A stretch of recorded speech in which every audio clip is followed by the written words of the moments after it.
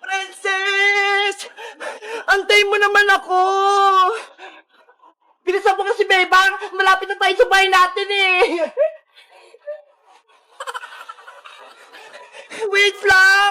Ano ba yan si Princess? Ang bilis-bilis naman tumakbo!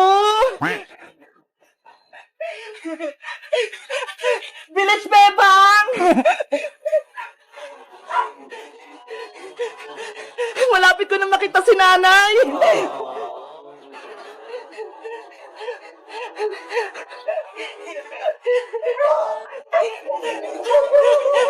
Yay! Nakauwi na kami rito sa barangay namin! Princess, tinakbuhan mo ako. Hindi mo ko inantay. Ang bagal-bagal mo kasi, Bebang eh. Ang bigat-bigat kayo ng karga ko. Eh sa'yo, magaan lang. Tapos may gulong pa. Eh kasi naman, nagdala ka pa ng pasalubong kay Aling Sitang. Dapat, wag na lang para wala kang karga. Siyempre, galing tayo ng probinsya. Kaya dapat, may pasalubong ako kay nanay. Ano ba yung laman ng karton mo, Bebang? Bakit ang daming laman? Mga gulay ito, pati prutas. Ito yung pinitas natin kahapon, di ba, sa bukid? Ayo nga, galing pala tayo ng bukid kahapon. Ang saya natin sa probinsya, ang daming pagkain. Kaya nga eh, tahimik, tapos malinis yung kapaligiran, ang presko pa ng hangin. Sana, doon na lang tayo tumira, Bebang, no? Para lagi tayong masaya. Kaso, may iwan naman dito si nanay. Panigurado malulungkot siya. Miss mo na ba sa Aling Sitang, Bebang? Oo, miss na miss ko na si nanay. Gusto ko na siyang mayakap. Eh paano? Diba? Nandun pa sa Aling Margaret sa bahay niyo, pati si Maria. Ang sabi nila, ampun ka lang. Eh di bawal ka rin tumira. Kahit anong sabihin nila, kahit ampun ako ni nanay, mahal ko pa rin siya. Hindi ko siya iiwan. Siya pa rin yung nag-iisa kong nanay.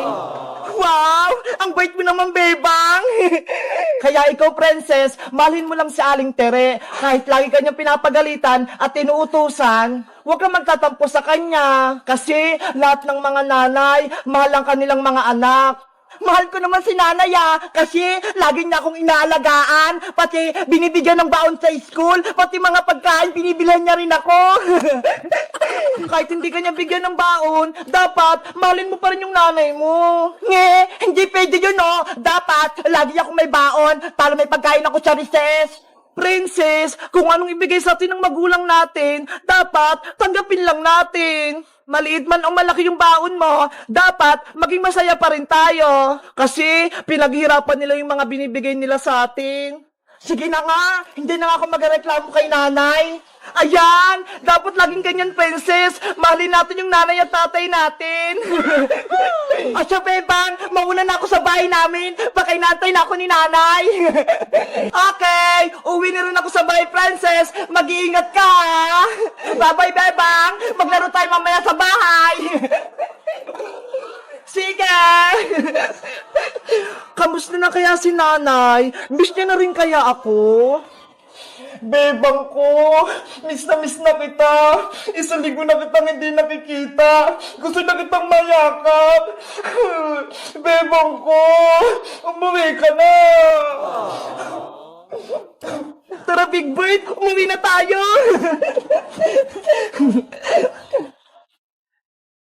Hello guys! Magandang araw! Ako si Bebang! Masaya ba kayo? Nakauwi na kami sa bahay namin? Haharapin ko na si Tita Margaret, pati si Maria. Sila na yung palalayasin namin. Sa tingin nyo guys, kaya ko ba silang palayasin? Mag-comment lang kayo para sa part 2. Bye-bye! Ang ganda-ganda talaga ng ilaw na binigay ni Bebang na flashlight. May iba-ibang insekto. Parang may paparating. Ang ganda talaga. Princess! Ano yun? Parang may tumatawa. Nandito ako. Maglaro tayo. Si Mr. Clown! Nakatakot siya! Huwag kang natakot. Gusto ko lang makipaglaro sa'yo. Ayoko sa'yo, Mr. Clown! Hindi ako makikipaglaro sa'yo! Bakit tayo niyo sa akin makipaglaro? Mabait naman ako, Nakakatakot kasi yung mukha mo eh! Kaya ayoko makipaglaro sa'yo! Nalulungkot ako. Ayaw nilang makipaglaro sa akin. Oh no! Hala! Anong gagawin ko? Umiyak na si Mr. Clown! Princess, makikipaglaro ka ba sa akin o hindi? Ayoko po! Hinahanap na ako ni nanay! Hala! Si Princess yun ah! Kausap niya si Mr. Clown! Ay, aba! May naisip ako. Gagawa akong magic, ha? Panoorin mo. Abra! Kadabra! Cheren! Wow! Ang galing naman niya! May lumabas na piyatos! Diba? Gusto mo tong pagkain, princess? Opo, Mr. Clown! Gusto ko po yan!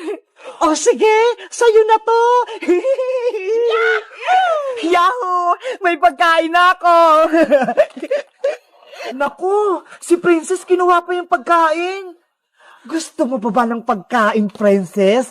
Tulad ng mga ice cream at chocolate? Madami ako sa bahay.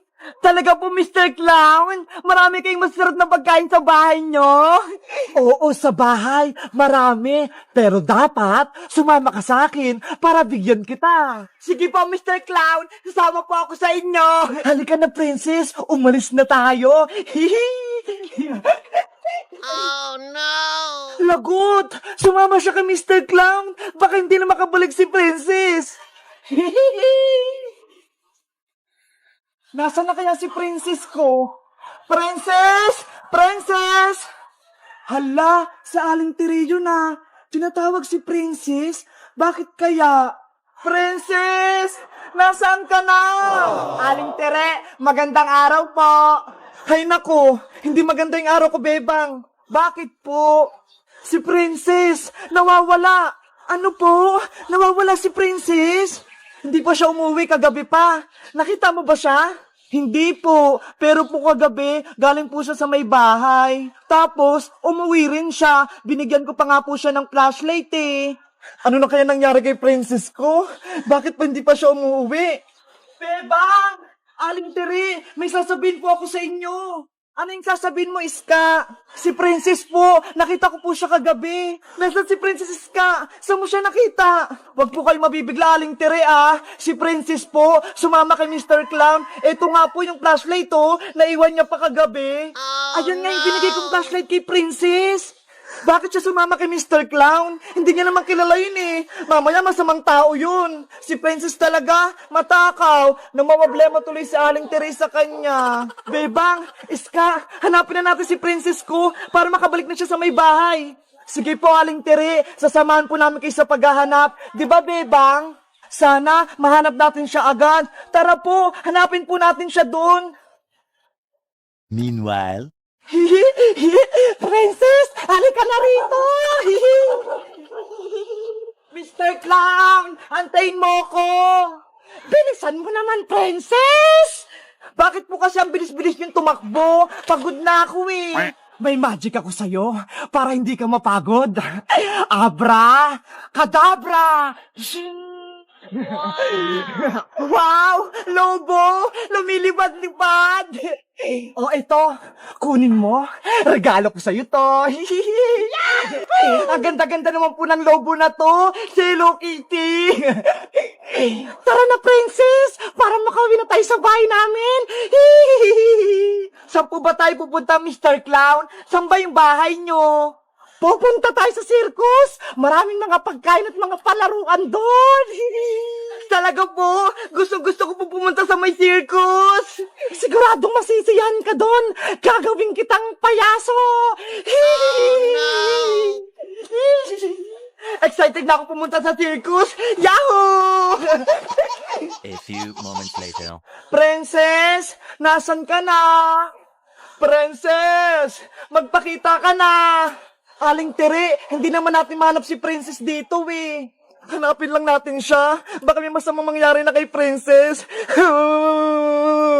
Princess! Huwag na po kayong umiyak. Mahanap din po natin si Princess. Princess! Malapit na tayo sa bahay namin! Talaga po, Mr. Clown? Makakain ako masarap na chocolate, pati mga pagkain! Oo naman! Matatakam ka at mabubusog ka sa mga ihanda ko sa'yo! Yay! Mabuti na lang, sumama ko sa inyo, Mr. Clown! Ang bait-bait niyo po! 1 hour later. Ayan, Princess! Nandito na tayo sa circus! Charan! Wow! Ang ganda naman dito! Parang malaking perya! Maraming paglalaroan at panonodan! Magugustuhan mo dito! Masaya! At maraming bata! Nasaan na po yung bahay niyo, Mr. Clown? Gusto ko pong makita! Ayan yung malaking bahay ko! Ayan ang circus! Ang ganda naman! Ang dami pong ilaw!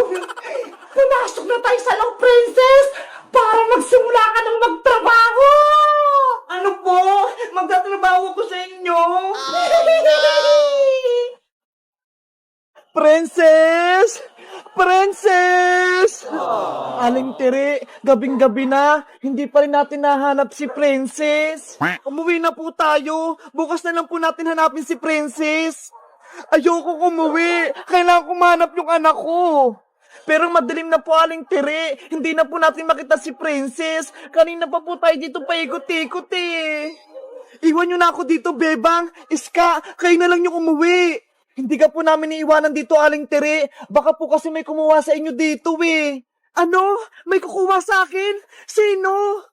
Opo, baka rin din kayo ng aswang tsaka kapre. Kayo din, makukuha din kayo katulad ni Princess. Ayokong tangay ng aswang. Nakakatakot. Umuwi na tayo. Oh no! Ayan na yung aswang. Dumakbo na tayo. Takbo! Antay niyo ko. A few moments later. Saan kaya natin hanapin si Princess Bebang? Saan kaya tayo hingi ng tulong? Hindi ko rin po alam eh. Si Magic Lola, mahina na rin po. Baka hindi niya na rin po mahanap si Princess. Kailangan po nating mahanap kung saan yung bahay ni Mr. Clown. Siguradong nandun po si Princess. Oo nga no, hanapin nga natin si Princess sa palengke o kaya sa mga simbahan. Ngay, bakit doon naman Bebang? Saan ba dapat? Dapat sa peryahan o kaya sa mga circus, doon nagtatrabaho yung mga clown. Ayo nga no. Bukas na bukas din, hanapin ulit natin si Princess. Sige po, Aling Tere, tutulungan ka po namin hanapin si Princess. Pupunta tayo sa mga circus. O siya, Bebang, Iska, umuwi na lang muna kayo para makapagpahinga kayo para bukas.